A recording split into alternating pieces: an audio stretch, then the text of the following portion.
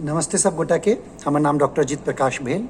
हम यूएस में अमेरिका में साइंटिस्ट छिए और जना अहाँ सब जानते हेबे जे हम मिथिला किंग वाला जो कॉम्पिटिशन है में पार्टिसिपेट केने छिए। तो सबसे पहले हम काजल जी के धन्यवाद कहना चाहे छी जे हमरा मौका दिलकिन ए कॉम्पिटिशन में पार्टिसिपेट करे के लेल। और हमरा अहूँ सबके हम थैंक यू करे छी जे हमरा टॉप 25 में अहाँ सब सेलेक्ट केलहुँ, ओकरा बाद टॉप 5 में अहाँ सब सेलेक्ट केलहुँ।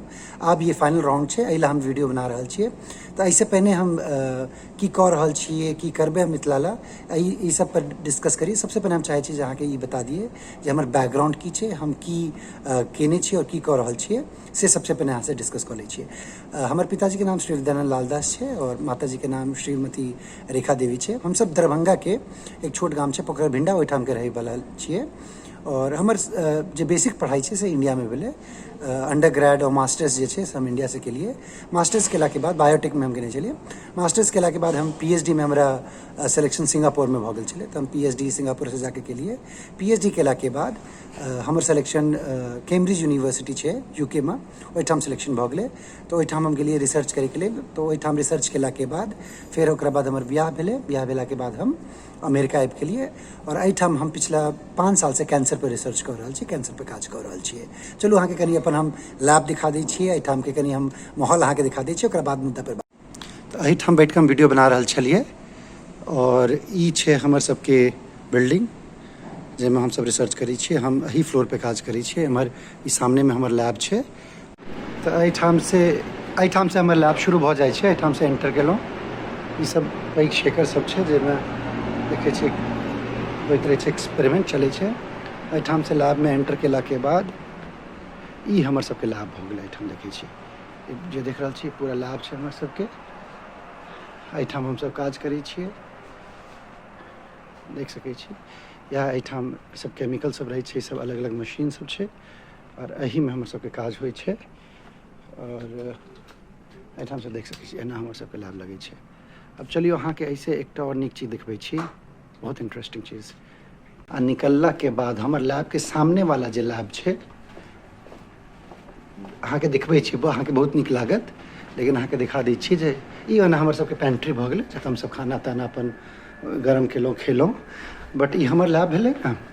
आ सामने में किनकर लैब छै अहाँ देख के चौंक जेबै, अहाँ के बहुत नीक लागत देख के। ई कनी हम अहाँ के खिड़की से नज़ारा दिखा दै छी। एहिठाम सबके हमर सबके बहुत ग्रीनरी छै एहिठाम अमेरिका में। इस बहुत हरियाली जे कहै छै से बहुत छै। आ चलू अहाँ के लऽ जाइ छी। आ ई देखियो, ई देखलहुँ।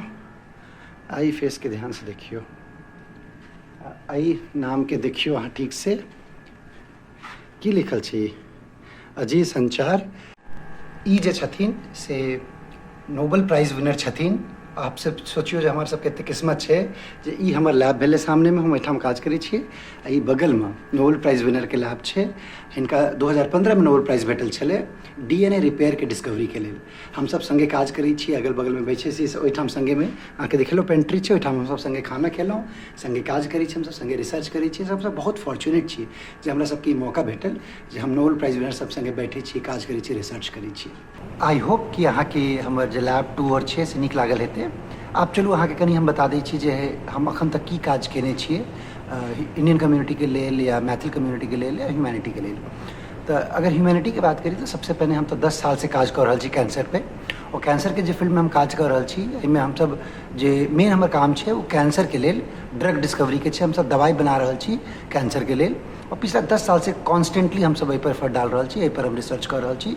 तो ऐसे अगर कोनो पैघ डिस्कवरी होइ छै जे हम सब ऑन द वे छिए, हाफ वे थ्रू छिए, लेकिन जे भी पैघ डिस्कवरी हेतै ऐसे कैंसर के इलाज में बहुत पैघ मदद हेतै, बहुत पैघ हेल्प हेतै।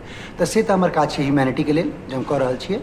दोसर जे हमर काम छै, अगर हम बात करी पूरा नेशन वाइड, पूरा कंट्री वाइज जे हम की केने छिए, तो अहाँ सबके पता छै जखन जखन कोविड आयल छलै तो कते गोटा के जान माल के ओहिमे हानि भेलै, कते गोटा के जान चलि गेलै। तो कियाकि हम रिसर्च में छिए, साइंस में रिसर्च कर रहल छिए, हमरा सबके बहुत नीक से बुझल छै जे ई कोविड केना होइ छै, से केना जान बचायल जाइ छै। तो एही ला हम वीडियो बनेने छलिए। और एहिमे हम मैथिली में, हिंदी में, हर भाषा में बहुत सारा वीडियो बनेलिए और लोग सबके अवेयरनेस स्प्रेड केलिए जे केना कोविड से बचल जाए, केना एहिमे जान बचायल जाए। ओहिमे से एकटा हमर मैथिली वीडियो जे छलै से बहुत वायरल भेल छलै। बहुत सकै छै अहाँ देखने हेबै, हम अहाँके दिखा दै छी टीवी स्क्रीन पर जो कौन वाला वीडियो छलै। जाहिमे अहाँ हम बताने छलिए जे केना अहाँ आइडेंटिफाई करबै जे अहाँके कोविड भऽ गेल छै, और ओकरा बाद 5म से 7म दिन केना अहाँके कहिया अहाँके स्टार्ट करबाक छै अहाँके ट्रीटमेंट, आ केना एहिसँ जान बचायल जा सकै छै। बादमे हमरा बहुत मैसेज एलै कि बहुत ऐसे सबके बेनिफिट भेलै, आ एही कारण हम इंडियामे और नेपालमे खासकर मिथिलांचल एरियामे हमर कई जगह इंटरव्यू भी भेलै, जाहिमे कि अहाँ सब हमरा चौबटिया कऽ के एकटा प्रोग्राम आबै छै नेपालमे नेशनल टीवीमे, ओहियोमे अहाँ हमरा देखने हेबै इंटरव्यू दैत।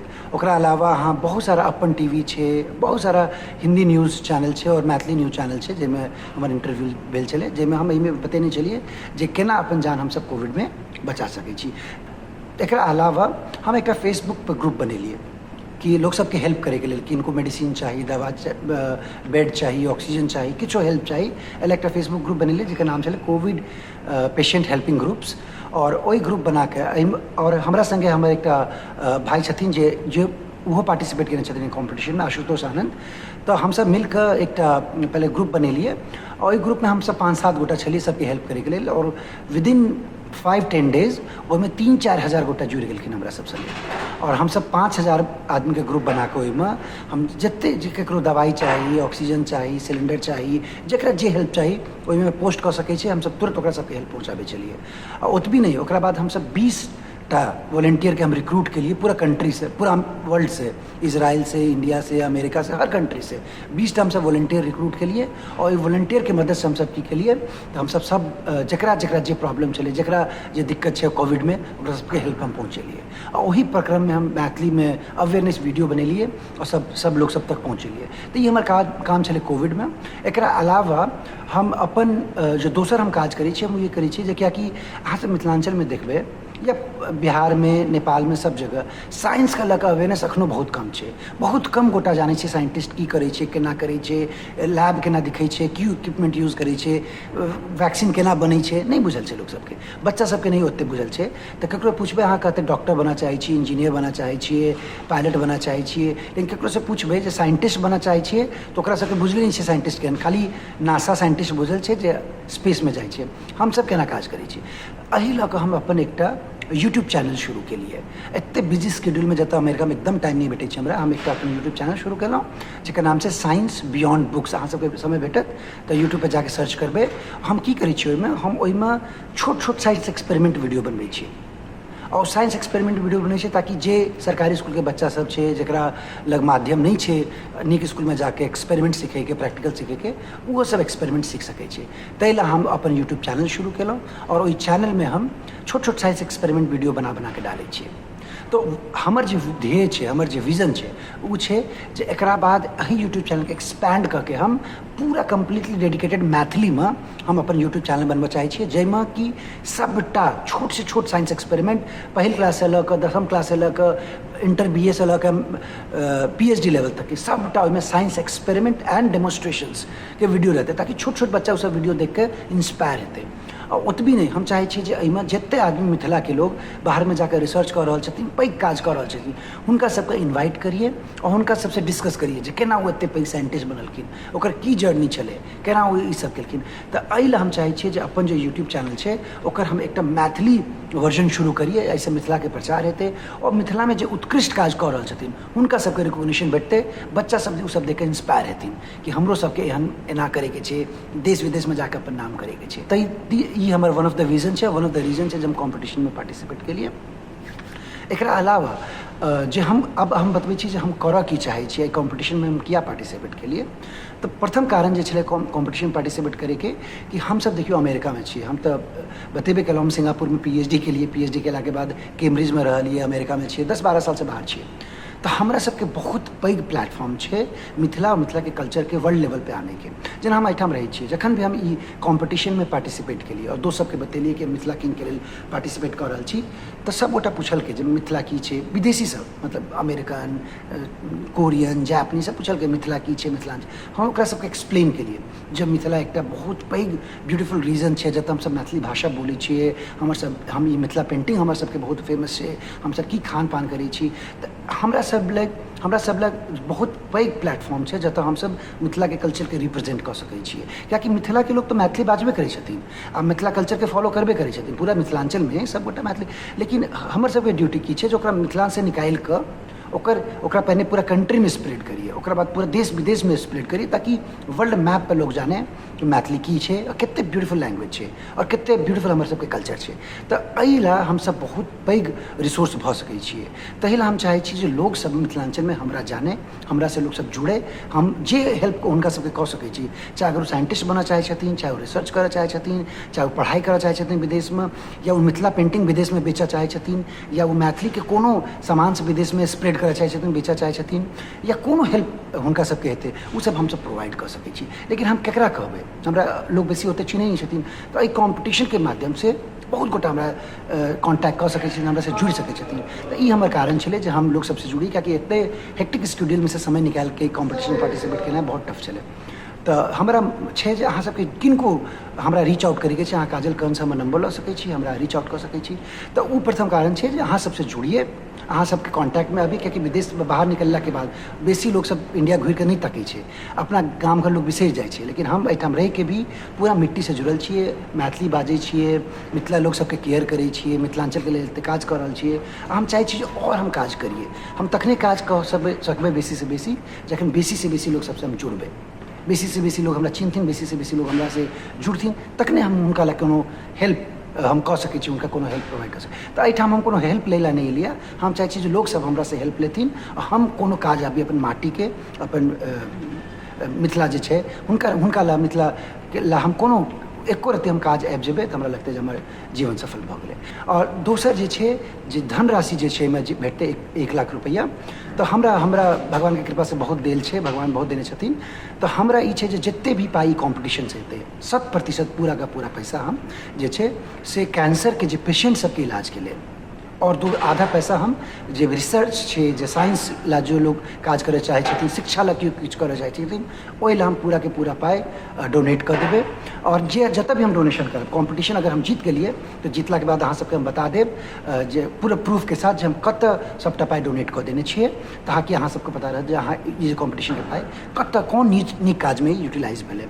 और हम इहो चाहै छियै जे अगर एहि हमरा धीरे धीरे लोग जुड़थिन तो हम एहिठाम साइंटिस्ट सबसे बात कऽ रहल छियै, हम चाहै छी हम अपन एकटा और फेलोशिप स्कॉलरशिप शुरू करबै फ्री ऑफ कॉस्ट। हम लोग सबसे चंदा एहिठाम जमा कऽ के अपनो पाई ओहिमे लगा कऽ हम चाहै छी जे गरीब गुरबा बच्चा सब जे छै ओकरा सबके शिक्षा के लेल, ओकरा सबके हम सब हर मंथली जे खर्च होइ छै ओकर सबके पढ़ाई में, 8वां क्लास 10वां क्लास 12वीं क्लास के जे बच्चा सब होइ छै ओकर खर्च के लेल हम सब एकटा फाउंडेशन शुरू करय चाहै छियै, हम एक डोनेशन फाउंडेशन शुरू करय चाहै छियै, जाकि देश विदेश से हम सब पाई जमा कऽ के हम मिथिलांचल के बच्चा सबके शिक्षा के लेल कुछ कऽ सकी।